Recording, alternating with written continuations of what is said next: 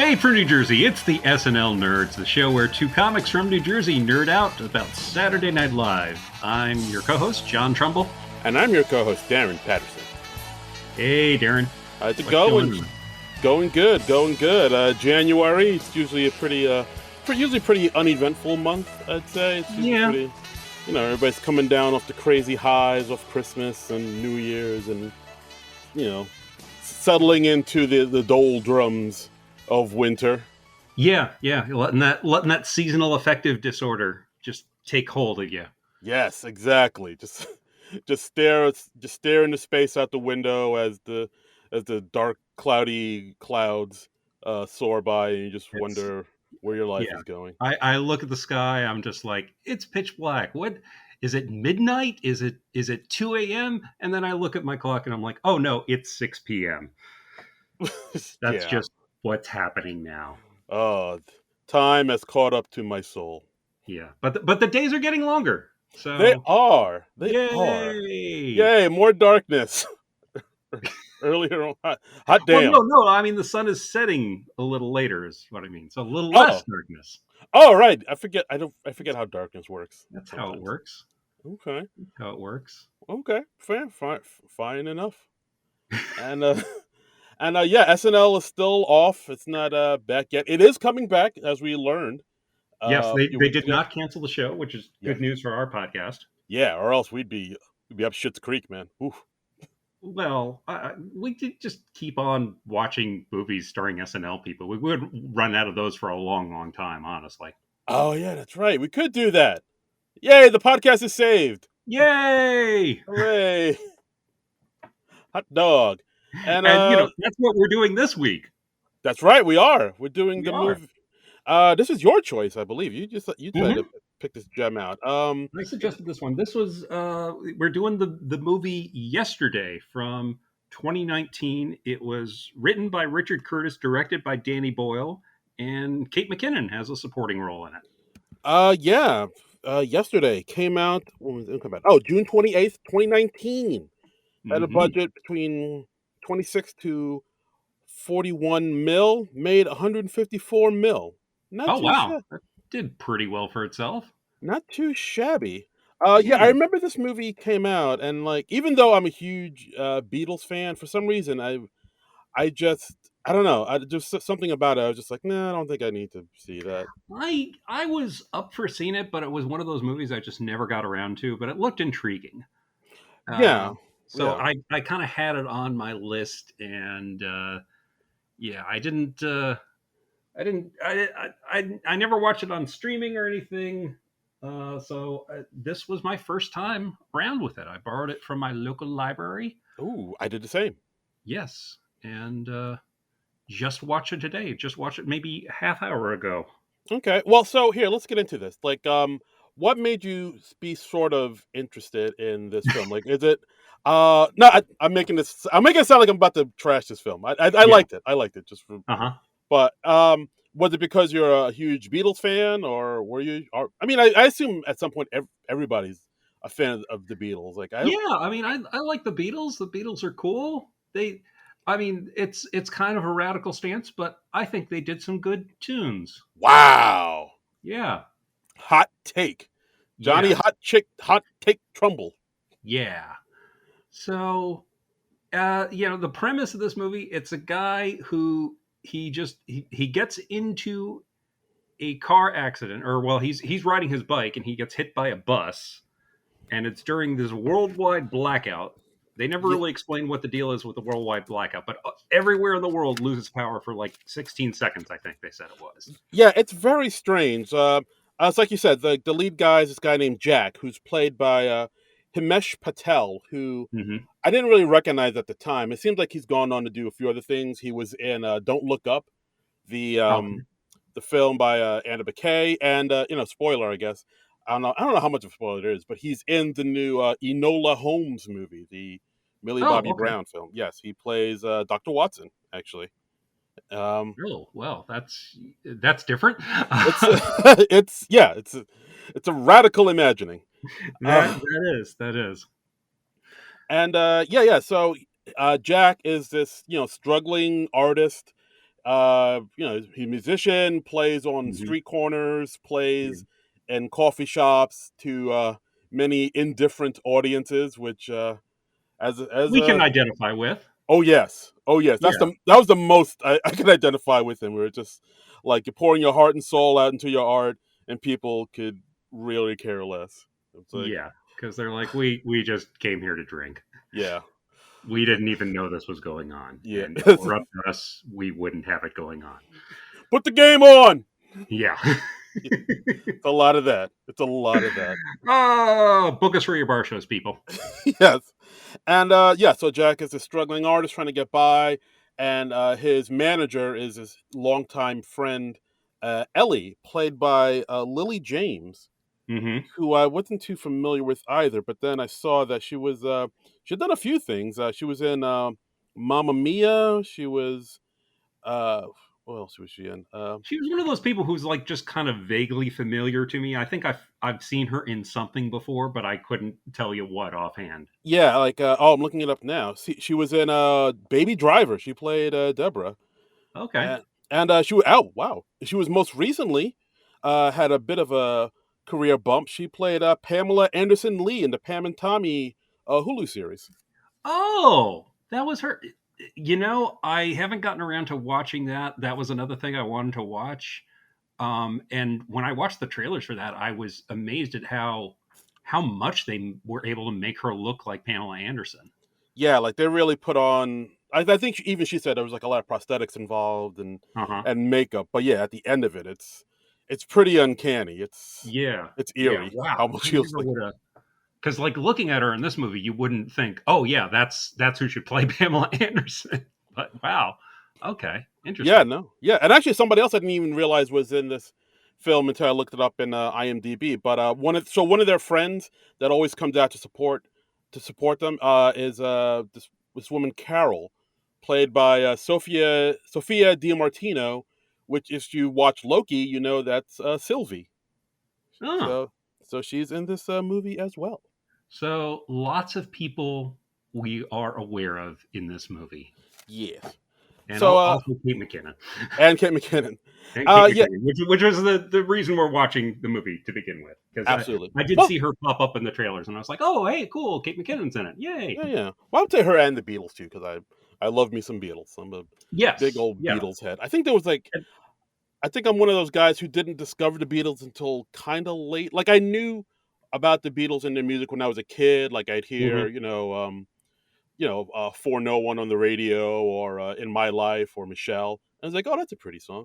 But then Hmm. I didn't really get into it until like college when I really sat down and listened to Sergeant Pepper and Revolver. I think it was because at the time I was really into Beck. Like I Hmm. really like the Odelay album. It really kind of broke my mind. And then when I listened to Revolver and I listened to that last song, Tomorrow Never Knows, I was like, oh shit, this sounds like Beck. What the Mm. did Beck just take? Like, wow, this was before Beck? Huh? Who are these Beatles guys? And then it just I gotta find out more about these guys. yeah, it's one of those things like where like a modern artist can like take you back to like the artist that inspired them, and then you get into that artist. Yeah, I mean, well, that's the great thing about music is it will lead like discovering one band will lead you to other bands, like either through their collaboration or it's a band that influenced them or whatever. And yeah, and that's really cool. Yeah, like another thing that happened is back in high school, my sister was really into the band Hole. Like she loved Hole, she loved Courtney Hmm. Love. She was like, oh, she's the coolest. And she would watch all her interviews. And I think at one interview she watched her Courtney Love talk about how much she loves Stevie Nicks, and was like, oh my god, Mm, Stevie Nicks is amazing.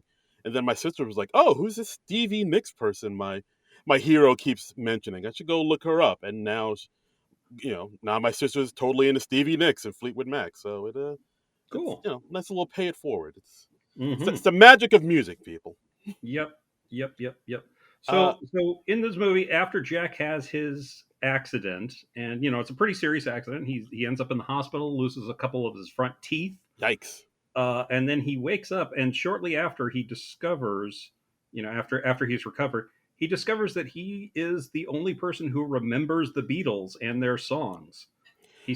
He discovers this when he starts playing the song Yesterday to some of his friends, and they're like, "Oh, wow, that's a really pretty song.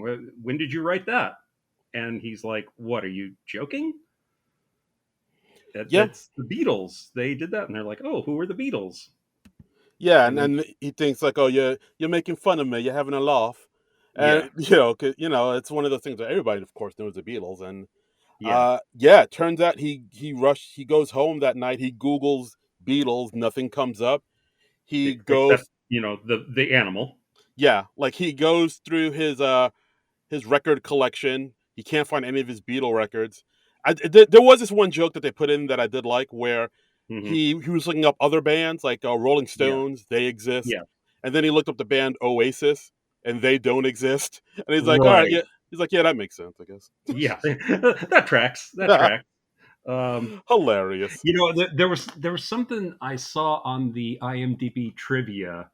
Let me see if I can find it because it was saying that in Jack's room he has a poster for the Killers up, Yes. uh, but the Killers were formed when their lead singer went to an Oasis show. So if Oasis didn't Mm. exist, then possibly the Killers would not exist.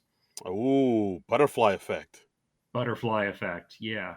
But he Interesting. also discovers other weird things that are different in this reality. Is like there are no cigarettes, Yeah. um, No Coca Cola. no Coca Cola. Those are both very random things. And at one point, they refer to a show called Thursday Night Live. Yeah, that was hilarious. I was like, whoa, okay. I had no idea this was in this movie, but hey, there's another little SNL connection. Yeah, yeah. As soon as he said that, I was like, yes, another SNL connection. Yeah, This belongs on the podcast. This it's episode. it was really weird, but yeah, because for the most part, pop culture is the same. It's not too different for the Beatles not existing. Yeah, like other artists exist. Everything is the same except for those few things, and that Yeah, it's never explained why that is. It just is. no, yeah, they never explain why the blackout. They never explain why that removed the Beatles from history. They never explain why he's the only one who remembers. It's just what they do. It's just magic. Yeah, and you just have to go with it. Yeah, exactly. So since he's a struggling musician, he decides to start writing the Beatles songs himself. Yeah, I mean it's a pretty crafty game he's playing here, but he Yeah, figure, but yeah, and like he becomes a super successful musician guy. yeah, but like it starts with him like really trying to remember all the words to all the Beatles songs he Yeah, can. And like of course he can't remember all the words to Eleanor Rigby, which right. like I thought, well, I've heard that song 100 times. Like if you asked me to write down the words, I don't know if I'd be able to do it. So it's one of those. Yeah, that would. It's an interesting challenge. Yeah, because some you would naturally be fuzzy on, like the ones you've listened to the most, you would do okay with, and the ones that you haven't, you would be like, "Oh, how does that go again?" Yeah, it'd be like some I would pretty sure I could get most of them. If something like a deeper cut, like Hey Bulldog or whatever, I'd be like, yikes, this might Oh be. yeah, yeah, yeah. And it's kind of funky that he writes them in just sort of a random order too. Yeah, there's no like ascension. Like it's not like the Beatles earlier stuff, then their trippier, hippier stuff, and then their more bluesier stuff. It's all like a hodgepodge of whatever he remembers. He goes from Right. I mean, he does like, she loves you, yeah, yeah, yeah. And then he also does like the long and winding road, not after. And it's like, well, those are like, two very different Beatles there. yeah, those are But everyone all like pretty much immediately recognizes the brilliance of all these songs, and they all become hits basically. yeah, because like basically he plays these songs for his friend slash manager Ellie, and she thinks they're Hmm. brilliant. I did notice sometimes, like I think early on, which I thought was cool, like he would play the songs in like a coffee shop or a gig he would get at a kid's birthday party, and Yeah. like even though he's playing these songs that would like change the world, people are still like, yeah, well, I don't know, whatever. So like Yeah. Yeah. indifferent to it. Like the scene where he's trying to play "Let It Be" for his parents, and Oh, like yeah, he's that was funny. It was cute. I mean, they keep interrupting. Like somebody's phone goes off, somebody's at the door, and yeah, then like they let somebody in, and then he's trying to play "Let It Be," and then his dad's like, "Oh, so how are you doing then?" yeah. It's like, to, no, to Jack. the, Yeah, like, oh, Jack's trying to do his song. What's it called? Leave him be. yeah, No, let it be, ma. yeah. So I mean, that was cute. I Yeah. thought. Um, Yeah. Then he goes on to he hooks up with somebody named Gavin who can, connect him to like the recording studio to record a song because he thinks the songs are right. brilliant, as they say in the Yeah. UK. So they record the songs, they put them online. He gets a spot on public access TV playing the songs, and again, it's like a thing where he's playing this beautiful Beatles song that changed the world, and people are like, "Oh, that's very pretty. Yeah, that's very Yeah. nice." All right, next up, and it's just it's so Yeah. weird. Yeah. And he plays the song on public TV, and then just a little while later, Ed Sheeran, playing himself in the movie, comes to his door like one night, and he's like, "Hey, my opening act dropped out. Can you come in and be my opening act? It starts Tuesday." Yep, showbiz. Which, yeah, that's how that works. Because like, well, before he comes to his house, though, Ed Sheeran tries calling him, but Jack assumes like, oh, Yeah, this is somebody playing a joke on me. And someone's playing a prank on me. Yeah. yeah, Oh, I'm sorry, folks. You're gonna get a lot of British accents here from me. I just like doing it. It's fun. okay, all right. Yeah. Also, that's another thing. I didn't know how Ed Sheeran got his address. Did they explain that? Ed Sheeran has ways. Okay. Ed Sheeran. Ed Sheeran has his ears to the streets. I mean, he knows people. He has people, I guess. Yeah. I don't know. I wasn't really questioning that. I This was more okay. questioning Ed Sheeran coming to the house himself, but Yeah, like you whatever. think It's a movie. It's fun. yeah, like you think, oh, maybe he'd have people he could send Yeah. since he Yeah. is a successful artist, but he's like, no, Yeah. I'm gonna go And over he's there. gearing up for a big tour. Yeah, yeah, like you should be like practicing and shit. What the fuck? You should maybe be resting up or Yeah, something. I'm just thinking maybe Ed Sheeran would have other demands on his time when he's going on tour less than a week. yeah. It's like, nah, I'm gonna go over there in person. Yeah, Personal touch. All right. Oh, Ed Sheeran, we love you. whatever. I mean, it's fun that they got a real musician to be in the movie, and apparently it was originally written to be Chris Martin from Coldplay, Ooh. but Chris Martin could not do it due to scheduling conflicts, so they went to Oh. Ed Sheeran. Oh, that might be why they include that little Coldplay joke in there. Mm-hmm. Like Yeah, when he first played "Yesterday" on the guitar in front of his friends, it's like, oh, yeah, it's a very nice song. And but Ellie was like very moved by it. It's like, it's a beautiful song. What are you talking about? And yeah, I think their friend Carol was like, it's nice, but it's no Coldplay "Fix You." yeah. Yeah. Oh, "Fix You." The song was everywhere back in the day. So yeah, so then he goes and opens up for Ed Sheeran. He debuts the song back in the USSR Hmm. because they're in Russia, Right, right, and he's like, "Oh yeah, I just wrote this on the 3 hour plane ride over." right.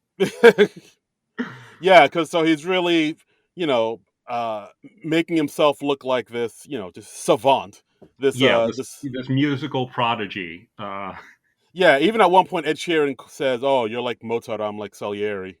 Yeah, yeah. And then after the show, Ed Sheeran says, like, okay, I'm gonna go out of the room. We're gonna both take 10 minutes and we'll each try to write a song in that time. And it can't be anything you've had in your back pocket that you've been working on. You just have to write a new song from scratch. And Right. Ed Sheeran comes out and he plays, a nice Ed Sheeran song. I didn't know it offhand. Um, I don't know if he wrote a new song for the movie or not. I don't know his material quite well enough. Okay. Um, and then and then Jack writes the long and winding road, which blows everyone away. Yeah, I've seen that road before. Yeah, Always leads to your door. and it's like it's so good that Ed Sheeran is just like, okay, well, you obviously wrote the better song. Someone here should shag him while you still have a chance. Yeah, he's genuinely bummed out. Like, He's bummed out because he's just his song is so obviously so much better. yeah, he's like, all right, I'm gonna go upstairs.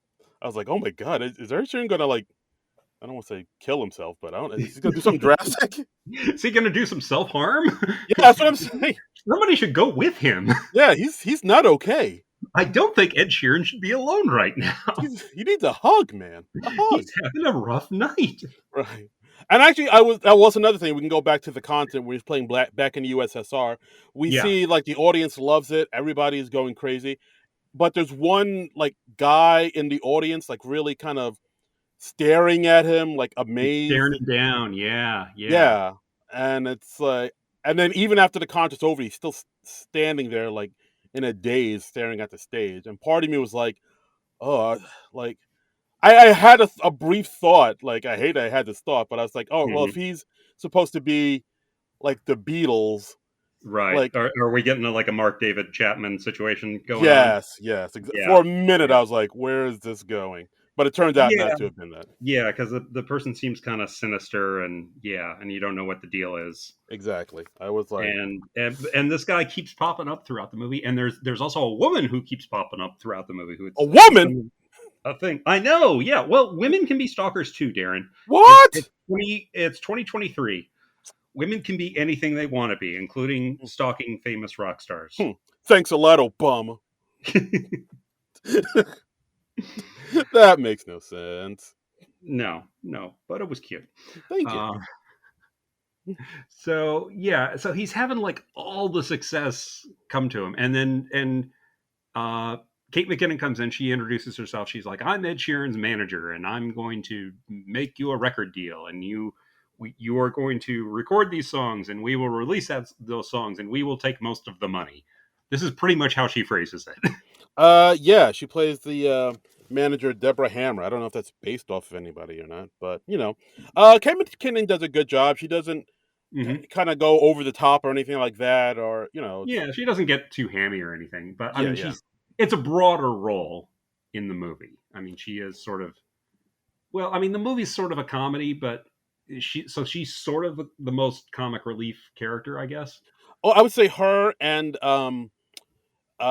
Jack's friend Rocky, Oh who yeah, who's yeah, like kind of like the stoner kind of goofball, and like I think like yeah. he like him and Jack have known each other for a while. We actually see that they reconnect at a Michael Kiwanuka concert where he's supposed to be his roadie for Michael Kiwanuka, and Hmm. he immediately gets fired because he forgot to give Michael's guitar during a show. And we see, Yeah, yeah, but yeah, like he also gives a little comedic effect as well. yeah, yeah. Is and he goes on the road with Jack when Ellie, whose day job is a school teacher, she doesn't want to go with. She was like, I can't leave my job to go on the road with you on this short notice. Got I've got a day job. Yeah, got to take care of these kids. Yeah. And Jack and Ellie have a thing going on. Like the movie was much more about their love story than I was expecting. I was expecting to be much more about this alternate world where the Beatles never existed. Yeah, But the yeah. movie is much more focused on are Jack and Ellie going to get together, and I was just like, I don't know if I care if they are getting together. Yeah, like I think that's the one thing about like this film I was like kind of iffy on, just because. Yeah, well, for one thing, it does have this really interesting premise about what would a world be like if the Beatles never existed. It doesn't really Right. explore it all that much. No, I wanted to know. I wanted to know more about that, about how the culture and history were different, and it didn't feel like they put a whole lot of thought into that. It was just kind of random things like, yeah, cigarettes don't exist and Coca Cola doesn't exist, and I'm like, well, why? Because Coca Cola predates the Beatles. Yeah, and like and another thing, like I noticed, like it seemed like it it seemed like they kind of sped through the movie a little bit. Like Uh-huh. the scene where we it's all right. So the movie starts off. We learn he's a struggling musician. He gets into an accident. The Beatles don't exist, and then he goes off and takes their songs and becomes a big star. That all happens like within the first 20 minutes of the movie, and like there doesn't Yeah. seem to be that much like I guess character building or giving us something to you know differentiate the characters or make us care about the characters. It kind of moves a little bit too fast to pace. It doesn't really sit in any scene too much. Yeah, yeah. I think he was supposed to be an instant success because like the idea is that these songs are so good they would be hits in any time or any place. And I don't know. I don't know if I can totally go along with that. I mean, yeah, the Mm. Beatles are amazing and most everyone loves them. And I don't doubt that if those songs somehow didn't exist and they were released today, I think some of them would do very well, but some of them I think are very much of their time and place, you know? Yeah, that's the thing. Like, I don't know if a lot of those Beatles songs would slap in Yeah. 2019, as the kids say. Yeah, yeah. I don't like if you did like I Want You, She's So Heavy. I don't see people getting into that. Yeah, that don't work on TikTok. Yeah. I mean they did have a funny thing. There's a thing where like Ed Sheeran comes back into the movie and Jack is working on Hey Jude, and Ed Sheeran suggests that he change it to Hey Dude because it's more universal. Hey, dude. And yeah. So I mean it's kind of cute. It is. It's kind of cute. It's kind of. It's I don't know. It's yeah. I would say that about the whole movie. The whole movie is just kind Yeah, of cute. I was expecting to like the movie more than I did, and I generally liked it, but I wasn't swept away by it or anything like that. And Yeah, I really think they needed to do more to sort of flesh out the characters a little bit more and maybe give them a little bit more depth yeah, and like make us care about them more and care about the relate because if the movie's all about the relationship between Jack and Ellie, like I kind of yeah, wanted to feel the the electricity between them a little bit more, the or just know more about the two of them as people in order yeah. to They're be they're more both very invested. vaguely defined. I thought. I mean, we know they've known each other for a long time, and like apparently they had feelings for each other, but neither one really made a move. Yeah, Um, it seems like she had more feelings for him than he did yeah, for her because yeah, there is a point where they're they're at a going away party because he's about to go away to LA yes, and be be a big a star. super music star and guest star on the James Corden show on Ooh, big the Late time. Late Show with James Corden, which I mean, that's the dream. Absolutely. Big time, my friend. Big time. And yeah, so then we see that Ellie gets crazy drunk and then she like says, "Hey, how come, I've always really liked you. How come you never made a move on me?" And he was like, "Wait, what?" Like Yeah, because yeah, like we're like brother and sister. And yeah. And he's like, "Why are you springing this on me right before I leave?" yeah, should have let me. And then she was like, "Yeah, you had like you like dude, you should have made I've been waiting for you to make your move and you never did." I like which and that was another thing I don't know. Maybe it was a little unbelievable too, because like when she was first introduced Yeah, in the film, I thought, oh, that's his girlfriend and slash manager, and then they say, right. oh yeah, no, we never hooked up. I was like, oh well, okay, why Why not? is Like she she's his manager then? yeah, because she's like Like she's that's a lot to do if you're not already with somebody, you know? yeah, that's true. Because like yeah, she's like been there by your side through your crappy gig. She's really cute, dude. Do something, Yeah, it's make a move, bro. yeah. I mean, it's weird, and I wouldn't say that either one of them has too many character traits outside of. I mean, I never got any idea of like, oh, why should these people be together? Why are they good together? Do they have any common interests? Do they have like any private jokes? It's very vaguely defined. I thought.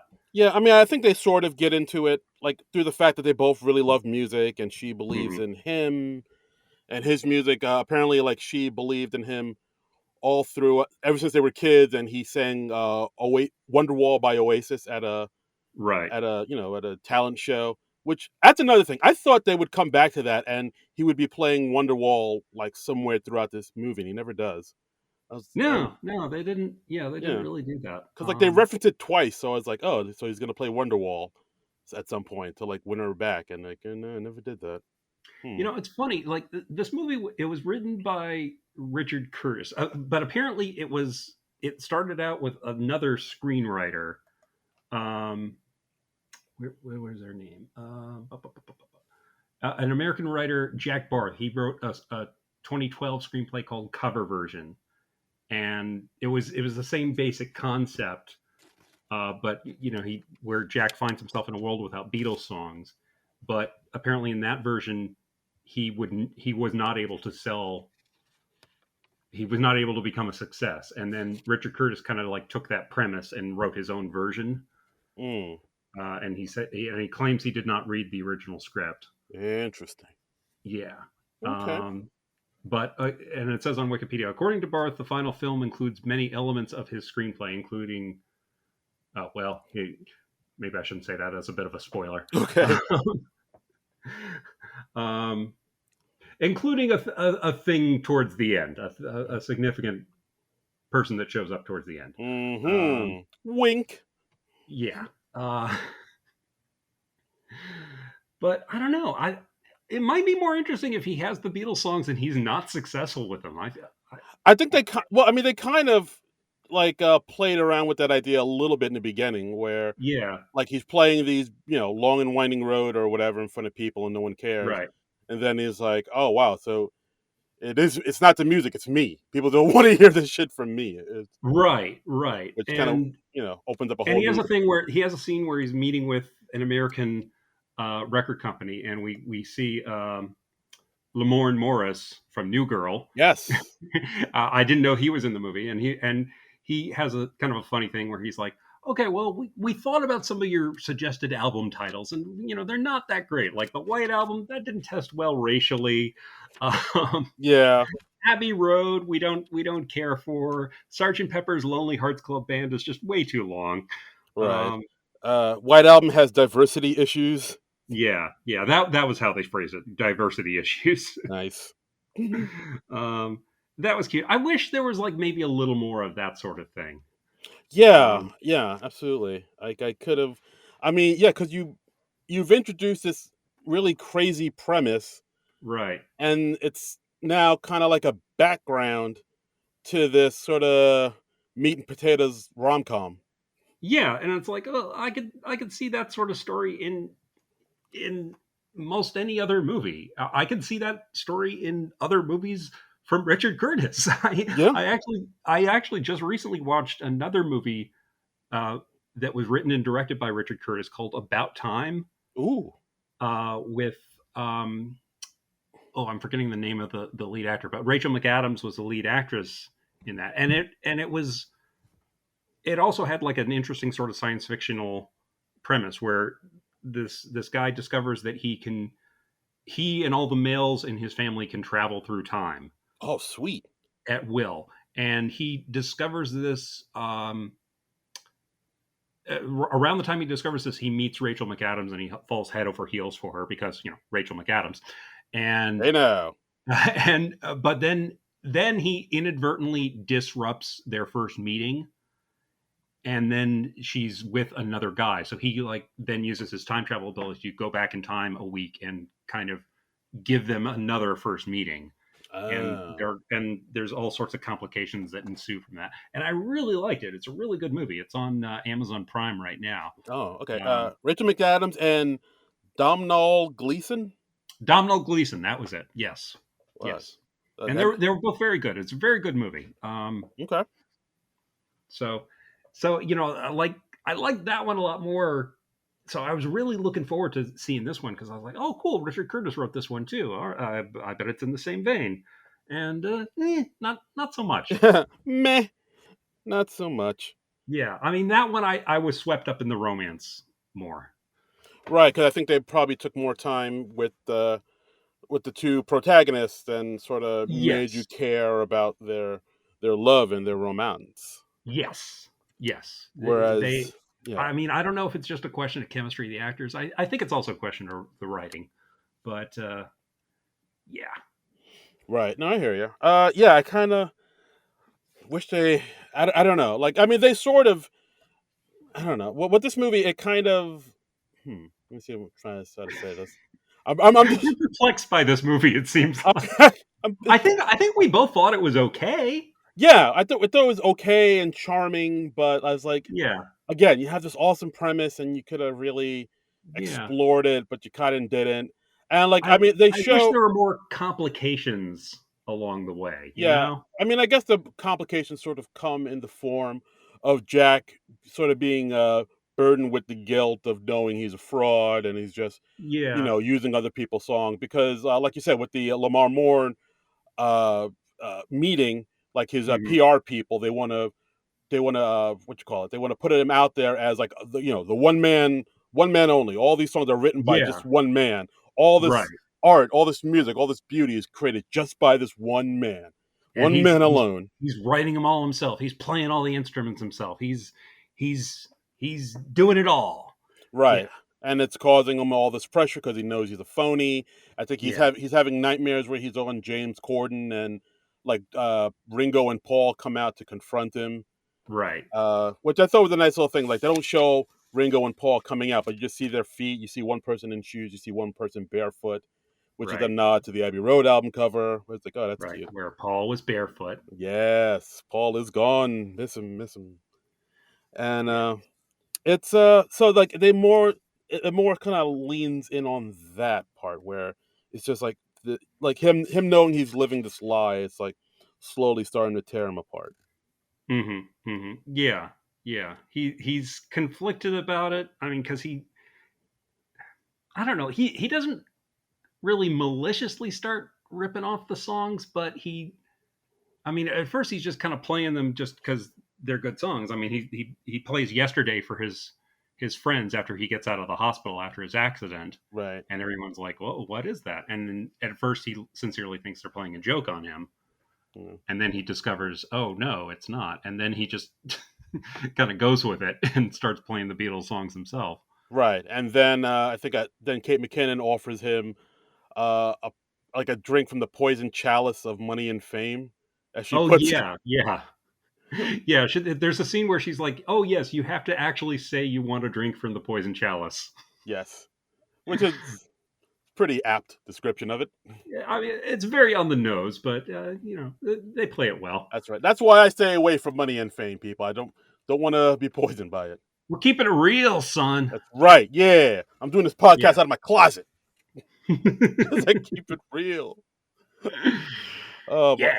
But yeah. So all like he's kind of going through all these things. This woman who he's starting to Yeah. realize now he's in love with, who he can't have because he's all involved in this, this musical career that is Fame. yeah, all Yeah. fabricated, all built on a lie, and so it's doing a number on our hero. Another thing the movie like never addresses is the fact that the guy has a limited pool of material.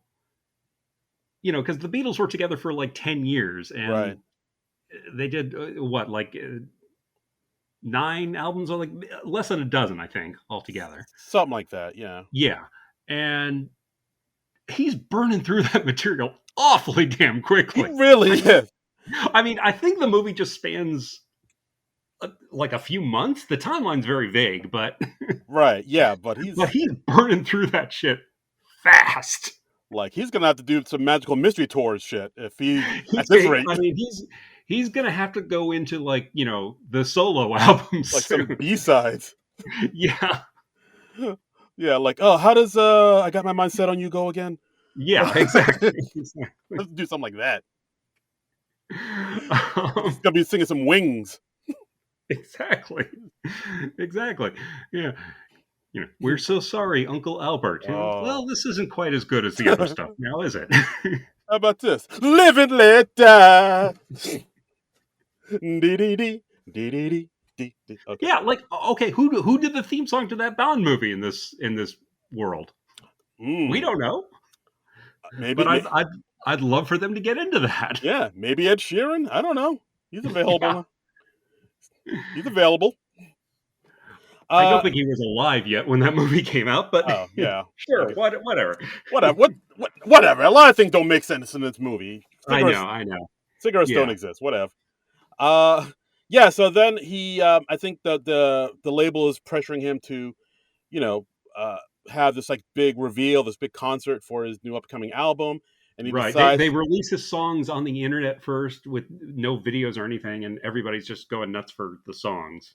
yeah. So he And it's wants building up the hype for him. right. So he wants to do a premiere for his album, like on the rooftop of this old hotel that closed down years ago, and then they Right. flash back and it showed that it was a hotel he was supposed to play at back when Ellie was his manager, but the hotel closed, and now they're reopening, so he wants to do the show there. Um, then of course his parents show up to wish him luck. He has a really nice relationship with his parents. I thought was pretty sweet too. Yeah. Yeah. Yeah, and then Ellie shows up. Of course, Ellie lets him know that she's been seeing someone. He's Of been course, seeing Gavin, who yeah. helped record the songs, and like when she said, "I've been seeing Gavin," I had a moment where I was like, "Who is Gavin again?" I did not remember that that person's name was Gavin. And when he shows up later, I was like, "Oh, that guy. Oh, okay. Oh, bowl cut. Yes, Yeah, yeah. I The remember the you. ginger who's not Ed Sheeran. Yeah, Okay, yes, all right, okay, got it. Ginger number two. right. Uh, Secondary ginger. yeah, and yeah. So then, as he's performing on the rooftop, he's playing, of course, the song "Help," and he Yeah, had a bit of a meltdown just because he sees the woman he loves with some other dude, and all the pressures coming from the label and the manager, and the fact that he knows he's living a lie, and the fact that the two people that have been following him are in the audience staring at him, and of course, the song "Help" is more than perfect for the mindset he's going yeah, through right now. yeah. And yeah, he's like basically has like a little bit of a meltdown and screams, "Help me, please!" And but everybody thinks it's part of the act, and he just said it. When he's done, he just kind of goes back and just He kind of gets back to where he once belonged. yeah. Ooh, I like that. Yeah, That's Loretta fan. That's all I remember. Damn it. yeah. see, see, I couldn't do it. I couldn't do it. Right. No, I mean it's Get look. back, We watched the documentary. We know it's not easy to write those songs. get back, Loretta. That was it. There we go. Your mama's waiting for you. And a high heeled shoes and Shoes. a low neck sweater. But yeah, so he's backstage now, cooling down after his meltdown, and then the two weirdos in the audience, the guy from the concert and the woman that's Yeah. oh yeah, there was also Who keeps showing up at in crowds and stuff, and yeah, right, like you see him just enough to like kind of remember him from one time to the next, but they never have any dialogue or anything until they confront him backstage. right, and there's also like a woman who's been following him too, because he also makes it Right. like in this movie he makes a trip to Liverpool because he said he needs to go there for inspiration. He goes to Strawberry Fields, He goes to Penny Lane. He goes to the church where Eleanor Rigby is buried, right, and and the woman just kind of follows him and sees him. So yeah, so both of those people come and see him, and then they are like, "Oh yeah, we," and then they kind of confront him and say, "Yeah, we remember the Beatles too. We're like, we know you're doing all the Beatles songs, and for some reason, mm, we're the only three people that remember the Beatles." right, And I thought that maybe they would do something like, call him out and threaten to go public with it, or yeah, threaten to expose him as a fraud. But they're like, no, no, we like that what you're doing. It's good to have the yeah. music out there. It's just nice to hear those songs again, and it's nice that that we're not the only people who remember them. So Right. So I was like, oh, okay. So they're letting him off the hook. Okay, this is sweet. yeah, it's sweet. I mean, there's no real conflict or anything. It's just No, no. it's just like, oh, my stalkers are two really nice people. Okay. Yeah. And I guess I guess they're needed for the next part of the movie where the woman Yeah, gives Jack this address on a piece of paper, yeah, and Jack takes it. He looks at it. He drives out to the address. It's a house in the middle of nowhere by the ocean, yeah. and knocks on the door. Knocka, knocka, knocka. Yeah. and John Lennon opens it. 78-year-old John Lennon. Yes, and Uh, wow, what? it's an uncredited Robert Carlyle playing John Lennon, and it's all and he's of course older than John Lennon lived to be because he was unfortunately killed at age 40. They did a pretty good job of making him look like what an older John Lennon would look like, though. Yeah, he didn't. I don't know if he didn't quite sound like John Lennon though, which I thought. No, he didn't. Yeah, because John Lennon sounds like this. Or Yeah, he didn't have the Liverpool accent, yeah, he I, sounded. I don't know what that was about, but What have you got? I mean, maybe. I mean, I can't. He almost sounded American to me. A little bit. He sounded like a little bit more like grizzled, Yeah, and yeah, I don't know what the deal was with that. I don't. I was like, oh, can Robert Carlyle not do a John? I just assumed everybody from the UK can do a John Lennon accent. Yeah, That's sure. just I mean, yeah. that's I my mean, I think it's one of the things they have to do to keep their citizenship. yeah. That's just my dumb American brain. It's like, oh, y'all can do that, right? Talk talk like the Johnny Lennons. Yeah, and he talks to John Lennon, and he just kind of finds out that yeah, like this John Lennon was apparently never a musician, but he's happy in his life. Yeah, He's he's just like a regular dude.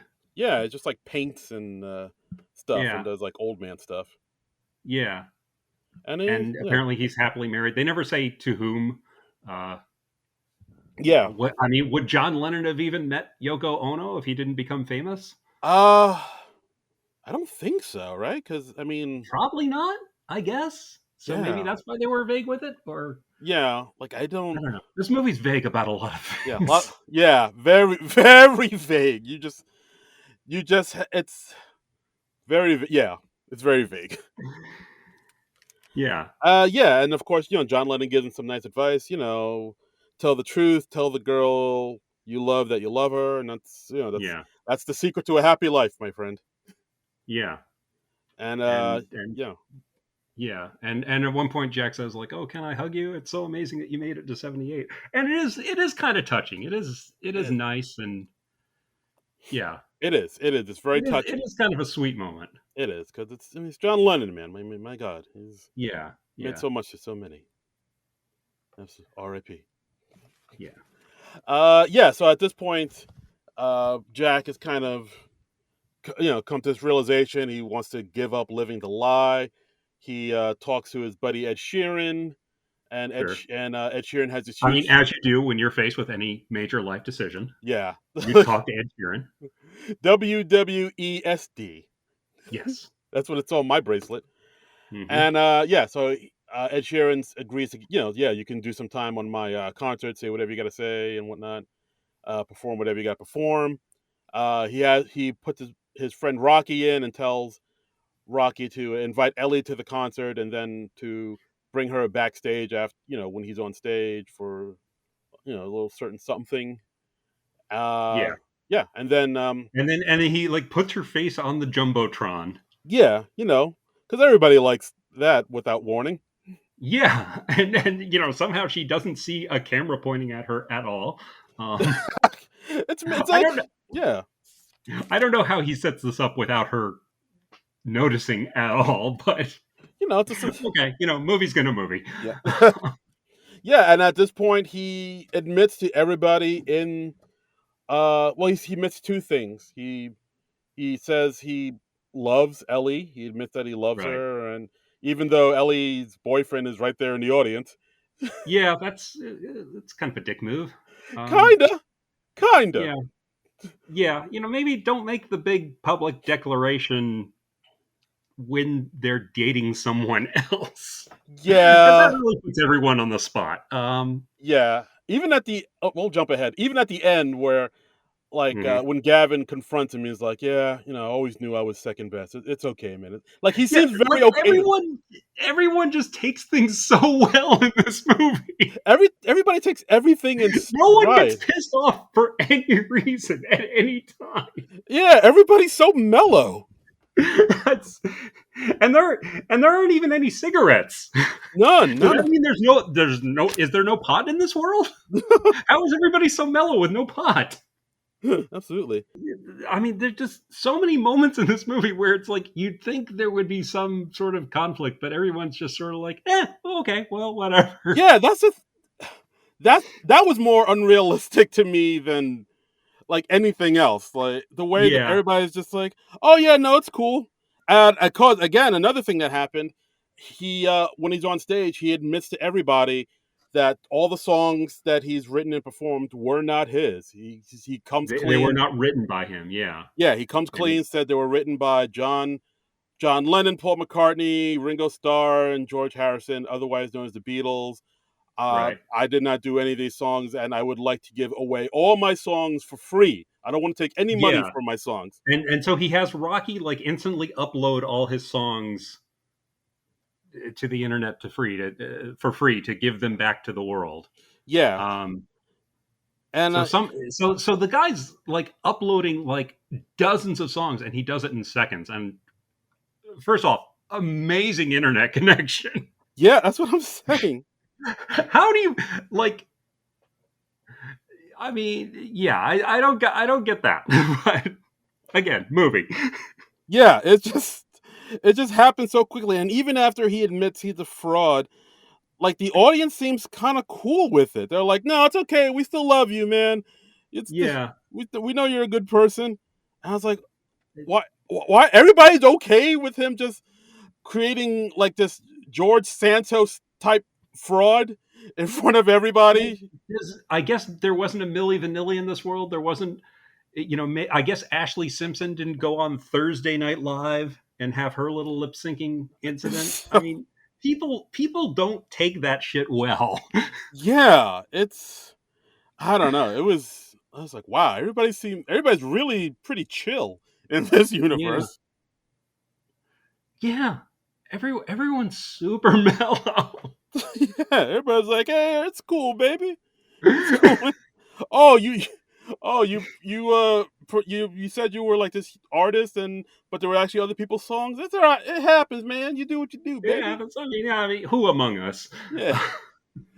Yeah, I mean, it seems like the only person that's really upset, of course, is Kate McKinnon's character, Deborah Hammer, who like Right. tries to bum rush the stage, but of course is stopped by Rocky. And Yeah. then at this point, we see Ellie and Jack meet up backstage, and Hmm. they just kind of run away together with Gavin's blessing, who again is super cool with Jack just stealing his girlfriend like that. I don't get that. Like whenever there's a moment like that in a movie, I'm just like that is just all the BS. Yeah, I'm like, Gav. I remember I haven't seen this movie in I probably since it was originally released, but I remember at the end of Sleepless in Seattle, they did that where like Meg Ryan, she dumps, I think it was her fiance, and it was Greg Kinnear, and then Greg Kinnear like within minutes after getting dumped, he's like, "Oh, you should go meet Tom Hanks at the top of the Empire State Building. You have to." And I'm like, there is no guy in the world who would do that Yeah, that's after you just broke off your engagement. He would be like, "No, f you, f that guy. I hope you burn in hell." yeah. I'm going off to hook up with some other rando and Yeah, go have a nice life. Go fuck yourself. yeah, Yeah, like I mean, uh, Gavin should at least like punch him in the face or knock his teeth out or something, dude. yeah, He just like just takes it like a cuck, bro. What's yeah, yeah. yes, It's weird.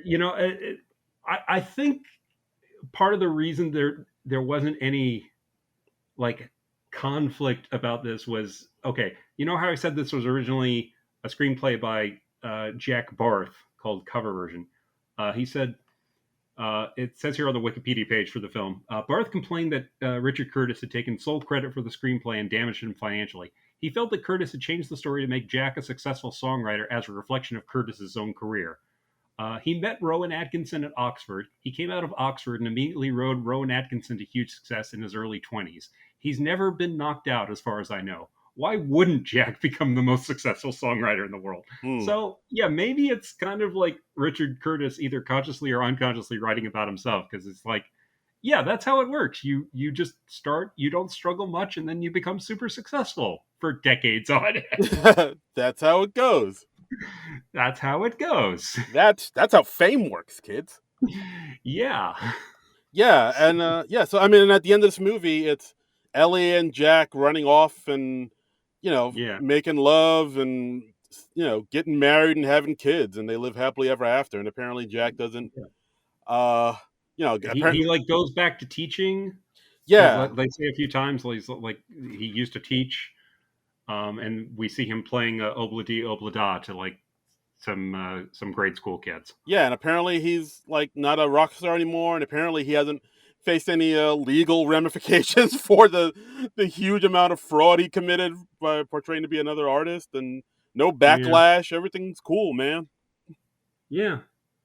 Everything's groovy, baby. So, funky movie. I mean, I Yeah, didn't dislike it, but I just I feel like they had some missed opportunities. I guess. yeah. I think it's a pleasant enough movie. It's Yeah. it's very syrupy, sweet, Yeah. and but yeah, it's. I think there was like a few reviews that I saw. There was one that like I think kind of captured how I felt about it. Let me see if I can find it. Okay. Okay, yeah. Well, on Rotten Tomatoes, the website critics consensus read, "Yesterday may fall short of fab, but the end result is still a sweetly charming fantasy with an intriguing, albeit somewhat underexplored premise." Which, Yeah. I think that's fair. yeah, like it's a sweet enough movie. It's cool. And Peter Bradshaw of The Guardian says, although this film can be a bit hokey and uncertain on narrative development, the puppyish zest and fun summed up by Curtis and Boyle carry it along. I Huh. I would say that it's a charming enough movie, but it's Yeah. like yeah, it's an interesting premise. They really should have. I really wish that they would have explored that premise more. Yeah. I would have liked more of that just because I find the premise of a timeline without the Beatles much more intriguing than just some bland love story. Yeah, Uh, yeah, like I did find another interesting review of the movie. This is on the IMDb trivia page. It says, "When Sir Paul McCartney heard about the movie, he thought it was a dumb idea until he found out the director was Danny Boyle. He politely declined an invitation to the screening, but instead sneaked into a theater to see it while he was on vacation in the Hamptons with his wife. ooh. He said, "We were in the Hamptons in the summer and there it was. So we got 2 tickets and walked in when the cinema went dark. Only a couple of people saw us. We were in the back row giggling away, especially at all the mentions of me. A couple of people in front of us spotted us, but everyone else was watching the film. We loved it." So, well, Paul McCartney liked it. Oh my God, John! Did you hear that? Paul McCartney was on the podcast just now. You just I missed him. know, yeah. It's amazing. It's amazing. Wowzers! Yeah. He Wowee. liked the film. Um, yeah, and it's interesting that they built this around the all the Beatles music. And it says on the trivia page the Beatles had zero input creatively outside of approving of their music being used in the film.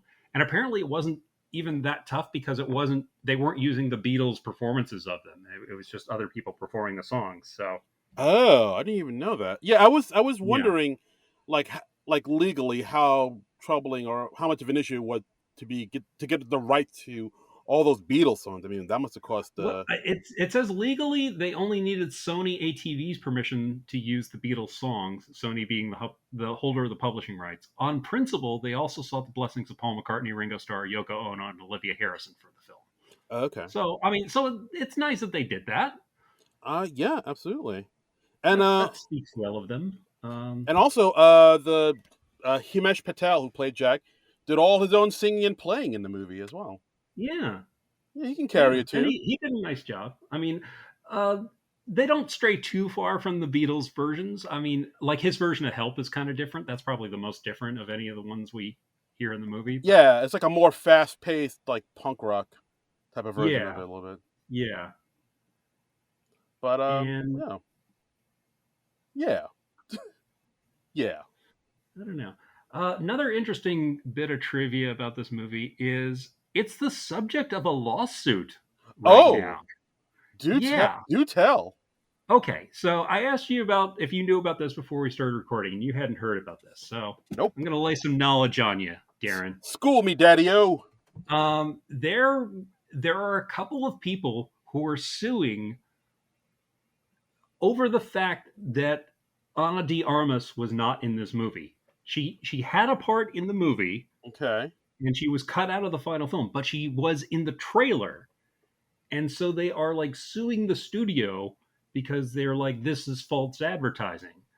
They rented the film on Amazon Prime, and they're deeply disappointed that Ana de Armas did not show up at any point. As one is. You're Okay. all pumped to see potentially 2 hours of Ana de Armas, and you're robbed.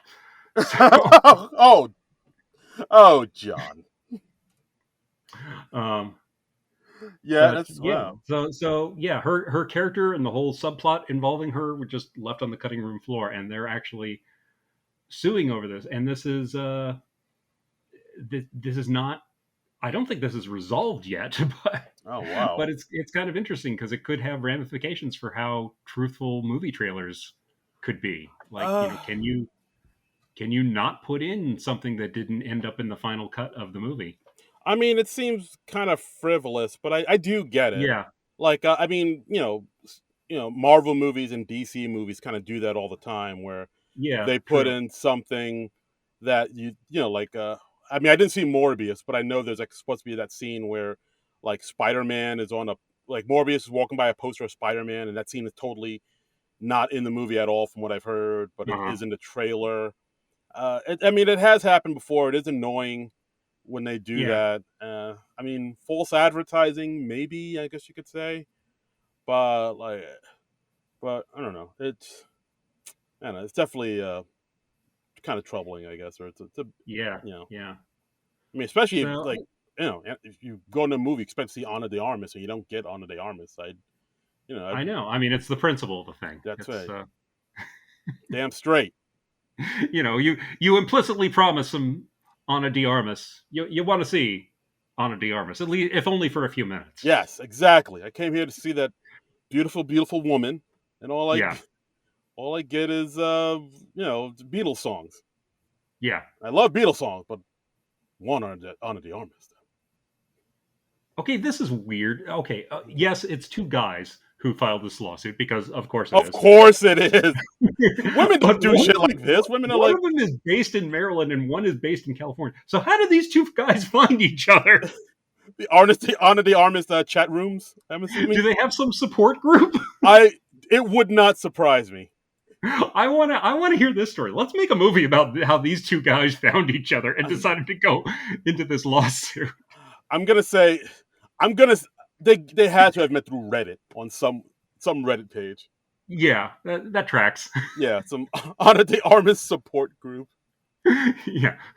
I thought she'd be in the movie. She wasn't in it, and I felt so betrayed, so hurt.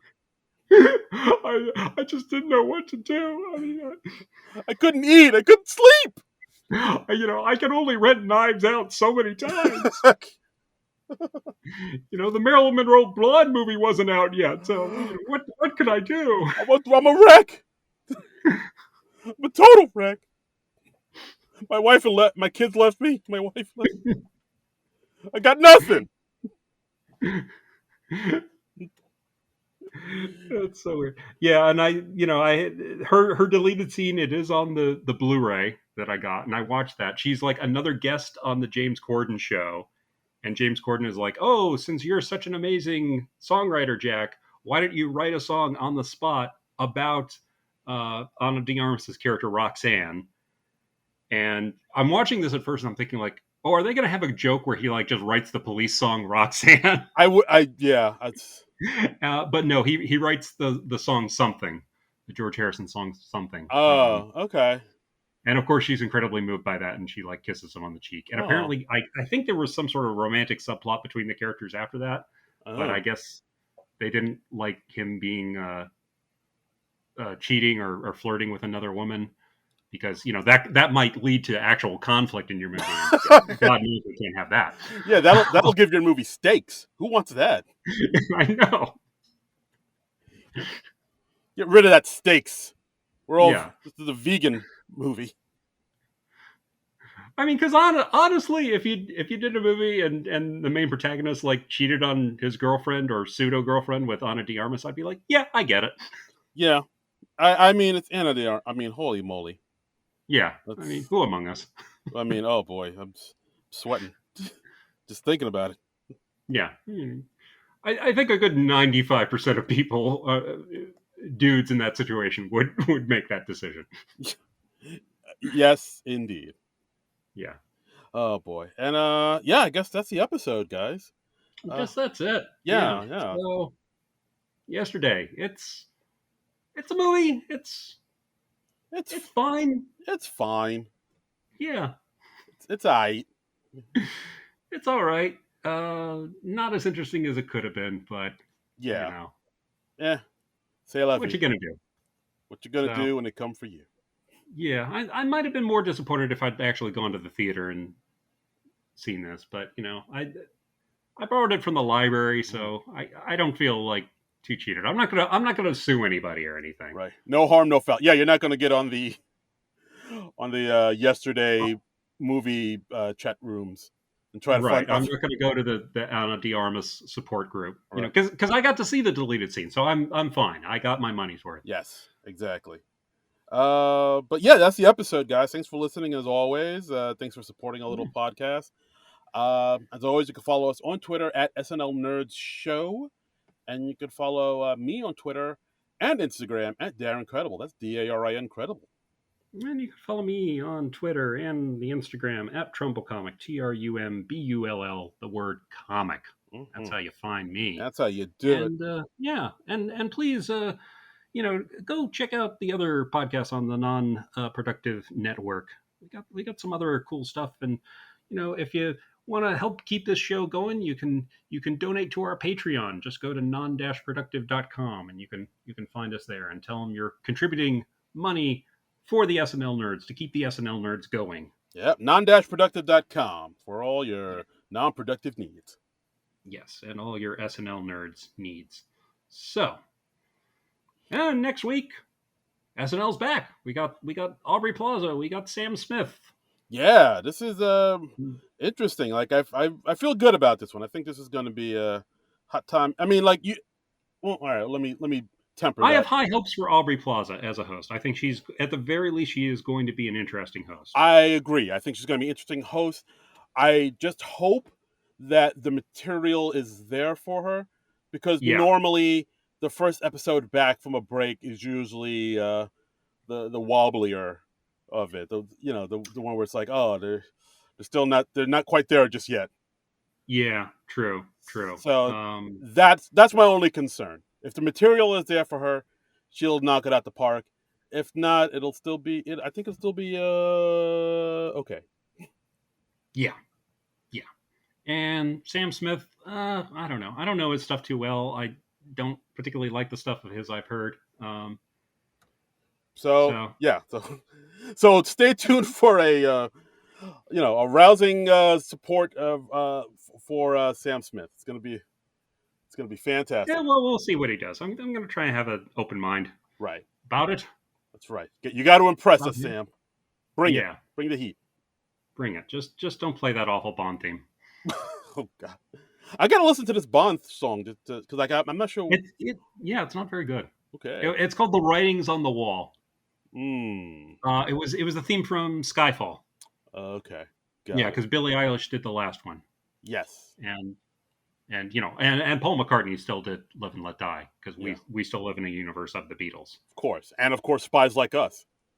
And Spies Like Us. I mean, that is obviously Paul McCartney's towering achievement. That's the apex of Paul McCartney's.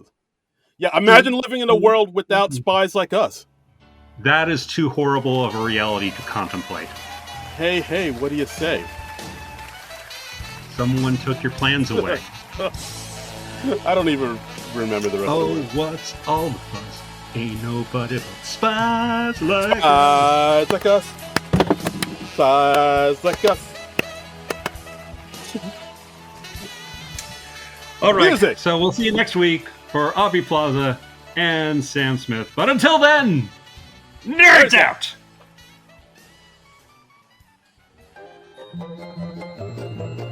This has been a non-productive media presentation.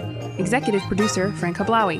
This program and many others like it on the Non-Productive Network is distributed under a Creative Commons Attribution Non-Commercial No Derivatives license. Please share it, but ask before trying to change it or sell it. For more information, visit non-productive.com.